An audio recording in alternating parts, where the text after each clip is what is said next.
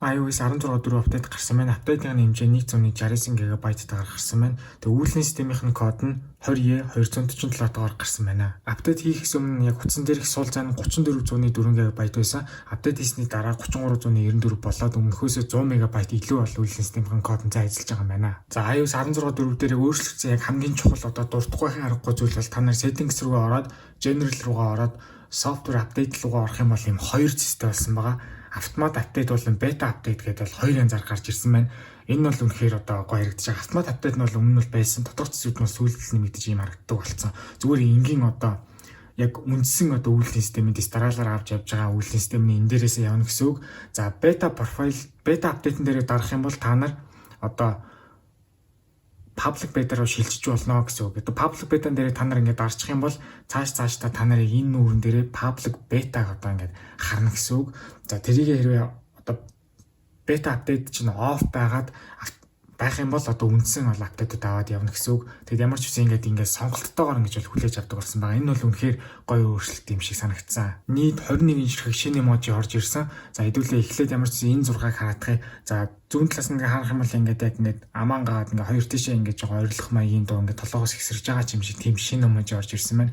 Энэ бол бас хөөрхөн харагдчихээн. Тэгээд ийм бүдэг цэнхэр ийм саарал ягаан ийм зүрхний өнгөний эможи бол нэмэгдсэн юм байна. За тэгээд тэрнээс гадна ийм хоёр гар баг шиг байсан.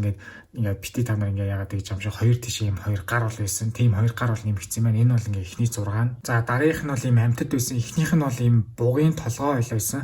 Дараагийнх нь болохоор ийм ер нь илжиг гэж би харсан. За тэгээд гурав дахь нь ийм зүгээр ийм далавч байсан. Тусдаа далавч.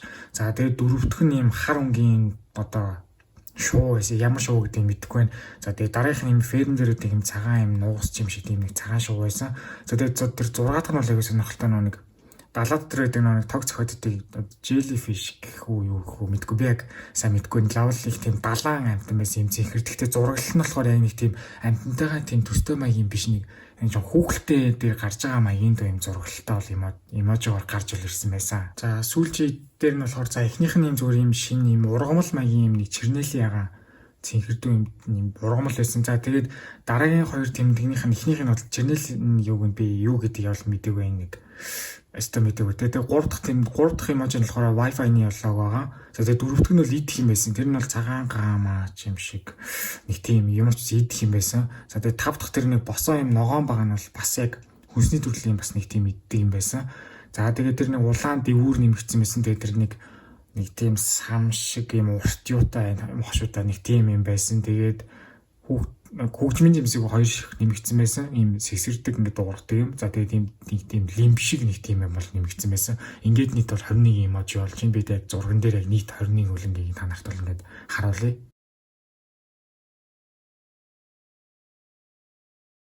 Номныхаа аппликейшн хэрвээ ашигладаг бол өмнө нь ингээд яг ном уншихдаа хуудасаа ирүүлэхдээ нэг анимашн байдаг гэсэн. Тэр нь бол байхгүй байжгаад эргээд ингээд iOS 16.4 дээр бол ингээд орж ирсэн гэж байгаа. Тэр нь бол үнэхээр гоё санагдсан. Өмнө бол хамгийн их миний санаж байгаагаар би бол тэрийг iOS 9 хавцаалыг орлож ийсэн. Тэгээд бүх аппликейшн ашиглахаа болцсон бол байсан. Тэгээд ямар ч энэ бол эргээд нэмэгдсэн гэдэг нь бол маш гоё байсан. Энэ бол яг чи яг айгаа бодит ном ашиглаж байгаа юм шиг тийм хальт тийм мэдрэмж төрүүлэх маягийн бол зүйл.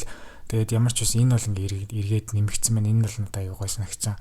Яг яг жинхнээсээ хуудас яг хаанаас нь яаж ирүүлэнгүүд яаж анимашн дээр хөдлөнө гэдэг нь яг л адилхан л хөдөлж байгаа. Энэ бол үнэхээр бол гой санагцсан. Ингээд яг ямар нэгэн вебсайт ороод ширээ дараад яг add to home screen гэж шинээр ингээд үүсгээд ингээд нэмэгдлээ гэж бодоход тэр яг веб суурьтай аппликейшн чинь хүртэл ингээд notification бол илгээдэг болсон юм байна. Энэ бол надад аюу гой санагдсан.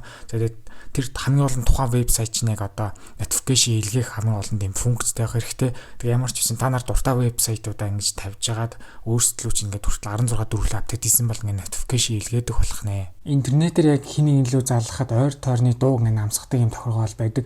Тэр нь дан ганц тийм үед биш энгийн дуудлага хийх үед хүртэл тэгж бол ажилдаг болсон байна. Settings руу ороод accessibility руу ороод motion руугаа орох юм бол яг dim flashing lights гэдэг байгаа. Та нар яг ингээд утсан дээр айгүй ингээд тод гэрэл ингээд яг цацарсан ч юм уу солиуд буудаж байгаа ч юм уу тиймэрхүү айгүй хурц гэрэлтэй тийм дүрс үзэж явах юм бол яг энийг хасаачих юм бол арай тэрийг нь бол бүдгрүүлнэ. Тэгэхээр ер нь бол бас одоо харьцуулахад арай одоо нүдэнд дэвтэйхэн болно гэсэн үг. Тэгээд ийм шин тохиргоотой болсон юм байна. Зүгээр ингээд яг Photos app дотор ингээд байх юм бол яг давхцсан яг одоо зургууд байна гэдэг нь бол харагддаг. Тэрнээс гадна iCloud-н дээр хадгалагдсан зургууд дотор бас ингээд duplicate ингээд хадгалах ингээд яг давхцсан зургаа бол ингээд харж урдаг болсон юм байна. Мэдээллийн аюулгүй байдлын кодны сайжруулалт бол маш их орсон байсан. За ингээд та нар бол одоо ингээд харж байгаа iOS 16.4-ийн үед accessibility-гээс эхлээд одоо ингээд сайжруулалт орсон байна. Apple-ийн Neural Engine хэсгээр ингээд бүр ингээд 2 одоо сайжруулалт орсон байна. Ингээд 3 байна. За Apple Mobile гэдэг хэсгээр нь бас ингээд 1 орсон байна. Дахиад 2 орсон байна. За календартай хэсгээр 1 орсон байна. Одоо камерын дээр 1 орсон байна. CarPlay дээр ингээд 1 орсон байна. Color Sync дээр 1 орсон байна. Core Bluetooth гэдэг дээр 1 орсон байна. Core Capture гэдэг дээр 1 орсон байна. Find My дээр 1 орсон байна. Font Parser гэдэг дээр 1 орсон байна. Foundation дээр 1 орсон байна. iCloud дээр бол 1 орсон байна. Identity Services гэдэг дээр орсон байна. Image.io гэдэг дээр ингээ 2 орсон байна. Бидний одоо сайн мэд хуулийн системээр чухал ажиллаж байдаг kernel-ийг дээр маань ингээ 2 орсон байна. Launch Services гэдэг дээр 1 2 орсон байна. Network Extension гэдэг дээр 1 орсон байна. Photos дээр 1 орсон байна. Podcast дээр орсон байна. Safari дээр орсон байна. Sandbox дээр орсон байна. Shortcuts дээр орсон байна. TCC дээр орсон байна. WebKit дээр ингээд 1 2 орсон байна. За тэгээд ингээд ямар хүмүүс ингээд тусалсан бэ гэдгийг ингээд нэмэлтээр ингээд оруулсан байлээ. Activation log дээр тэр хүмүүс ингээд тусалсан гэдгийг одоо ингээд дурдаа авсан байсан. Тэгээд нилээд хүмүүс ингээд бол дурдсан байсан.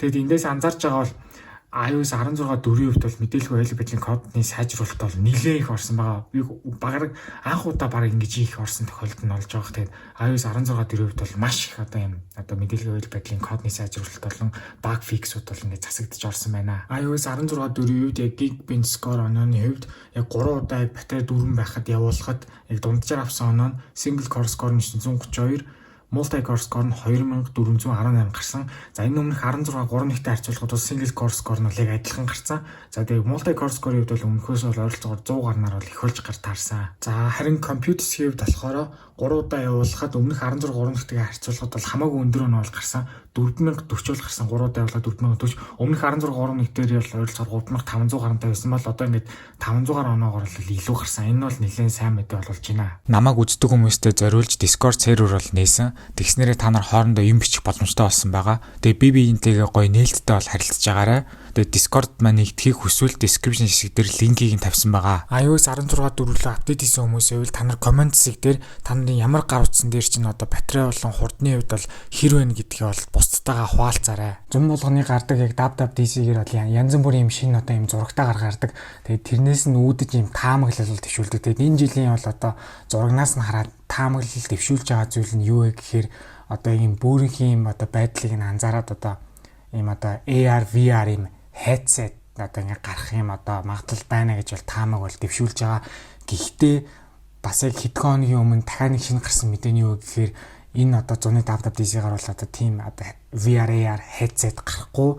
За тэгээд одоо түүнтэй холбоотойгоор бас reality өвөөсөн ч бараг гарахгүй хаа гэсэн сүүлийн мэдээ бол гарч байгаа.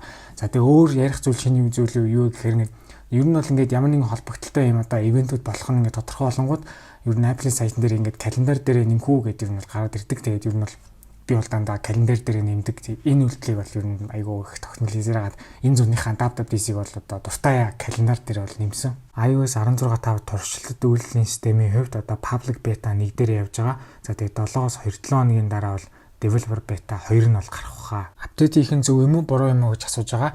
За үйл ажиллагаа бодлон гацалтны хувьд бол мэдээж хэрэг одоо iOS 16 бол гарсараад 16.4 дээр ирсэн учраас бол харьцангуй гайгүй байгаа. За гацалтны хувьд хэрвээ ярих юм бол яг одоо нэг home screen, lock screen дээрх одоо widget-үүд байгаа шүү дээ. Тэдний ер нь бас нэг жоохон гацалтын асуудал байна гэсэн зүйл яригдчихэж байгаа юм байна. За харин батарейны хувьд бол айгүй муу мэдээтэй байна. Юу болсон бэ гэхээр iOS 16.3, iOS 16.3.2 бол батарейны хувьд бол нэлээд гайгүй хөөрхөн дайжгүй байсан. Нин ялангуяа iOS 16.3 бол их дайжгүй байсан. За тэгээд iOS 16.4 бол одоо тэрийг шууд одоо үүсгэж байгаа юм шиг бүр баг бүх утсан дээрээ батарей нь бол маш муу болсон гэдэг одоо репортууд бол хаасаа үе явж эхэлсэн. Тэгэхээр бол батарейгаа үнэхээр одоо бодож байгаа бол iOS 16.4-ийг апдейт битгий хийгээрээ. За харин яг цөөхөн нэг 2-3 утсан дээр батарей гайгүй байна гэсэн репорт олсон. Тэрний яг ямар гараа утсан вэ гэхээр iPhone 13 Pro, iPhone 13 Pro Max, iPhone 12 Pro гэсэн энэ 3 утас бол iOS 16 4 дээр батарей өмнөхөөс нэг арай нэг гайгүй байна гэсэн бол репорт олсон. Тэгэхээр энэ 3 утаснаас бусад бүх iPhone-ууд iOS 16 4 рүү апдейт бити хийгээрэй.